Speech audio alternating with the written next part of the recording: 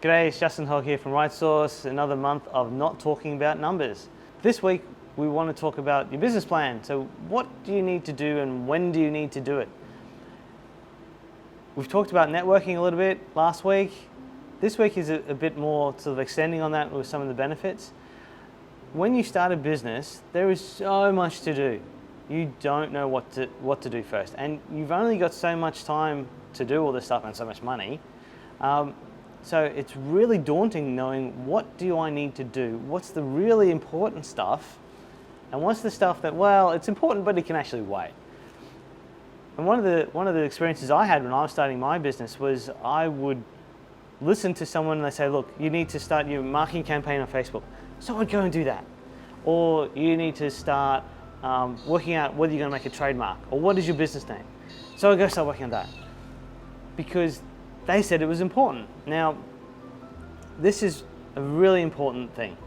If someone is telling you it's important and that if you don't do it, you're going to fail, try and be aware of that, because they're selling to you out of fear. If someone's selling to you out of fear, all they're trying to do is sell. You want to find people, and this is where a network is useful as well, you want to find people that will work with you, not only, sure, sell you something, but they're willing to show you the why. One of my first experiences in this that really helped me understand the value of this was working with someone to teach me about LinkedIn.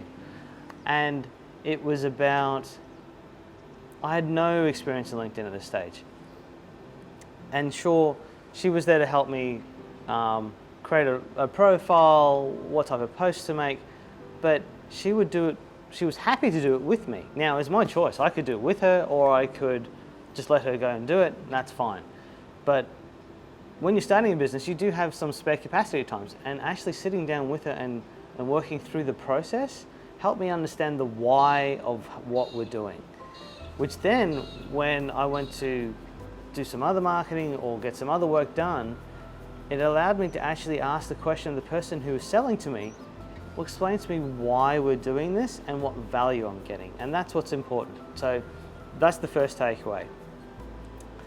So as part of this, what I'm going to do as an accountant is I'm going to take you through some things that I think you should do as when you're starting out your business, and try and give you a feel of the time frame you should do it and why you should do it.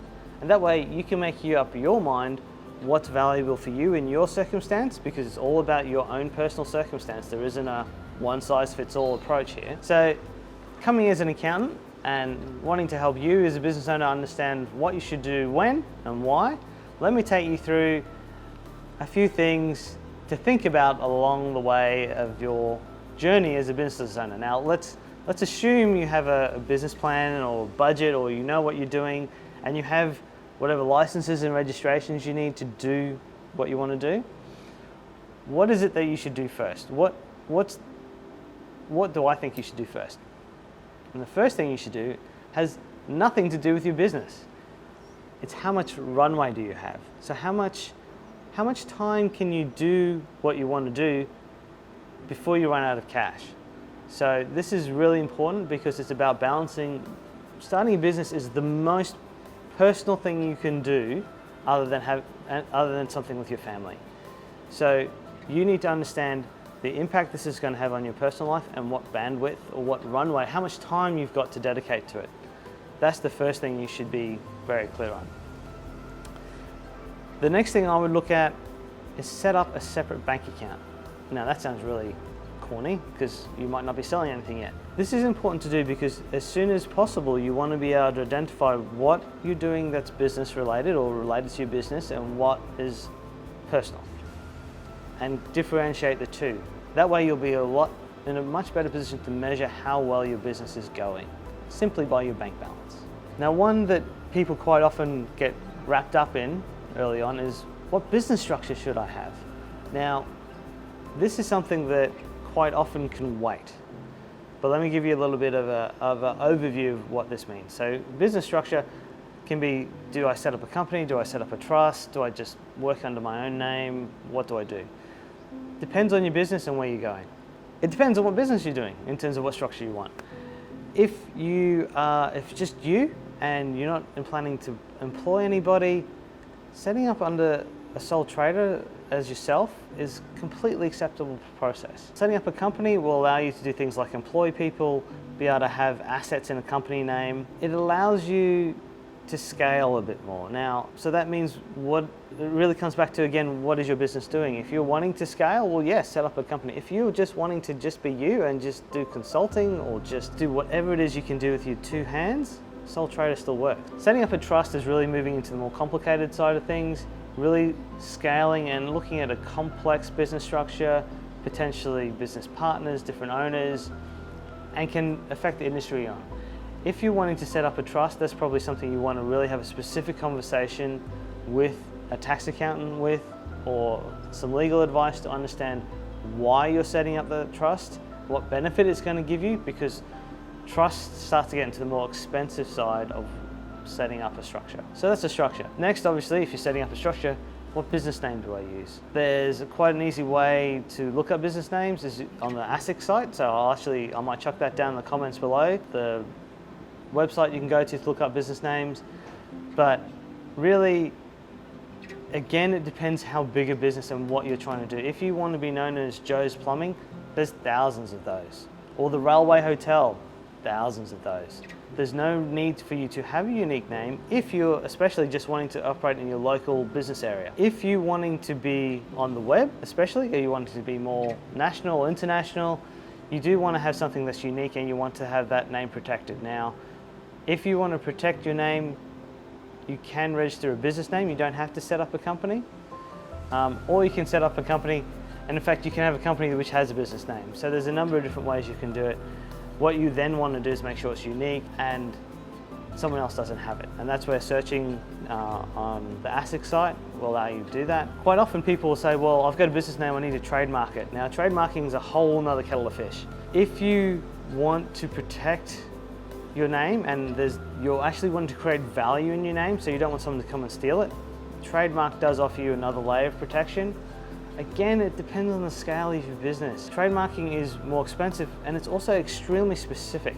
So if you are the purple advisor and you operate in the finance industry, you can get a trademark that prevents anyone else in the finance industry using that. But you could still have a personal trainer who uses the purple advisor and a trademark may not protect it. So trademarking starts to get very specific. So you want to be very specific in what you're doing before you go down that trademark path, otherwise you're potentially just going to waste money. The last thing I wanted to talk about was, should I register for GST? Now, this is a very interesting question. Depending on your business size and what you're doing, you don't actually have to register for GST straight away. So what does that mean? Well, if you're doing a hobby, if you're selling things and you're not selling very much, now there is a financial level, but if you're just doing a hobby, you don't need to register for GST. You can still get an ABN so that people know that you're a registered business, but you don't have to register for GST. What does that mean? That means, especially if you're selling to customers who are not businesses, it means you can charge them without having to put 10% GST on top. If you're a business that is going to be working with other businesses or you're looking to grow, eventually you are going to have to charge GST. So my view on that is, if you're looking to grow a business, and especially if you're working with other businesses who get to claim the GST back, I would register for GST sooner rather than later, just so you get used to charging GST. Plus then you can claim GST for costs that you're incurring. So that's an overview of a few things to look at and along the way of starting your business, a bit of an insight into why and when you need to look at doing them, and a bit of a different point of view from someone who's not trying to sell you anything through fear. Just trying to help you understand the why a bit more. There's still a lot more to know, and I can't implore you enough to find people around you who are willing to share you the why and who are willing to help you understand what value you're getting in doing these things so that you can make the decision about what's best for you. Now, again, this month, we're not talking about numbers, we're talking about things about your business. If you want some help on the number side, there's a whole heap of videos you can go back and have a look that we did last month on budgeting and cash flow, which definitely useful, some good templates there. Otherwise, feel free to subscribe. We've got some more videos coming up in the next couple of weeks, similar sort of topics. I look forward to talking then. Bye.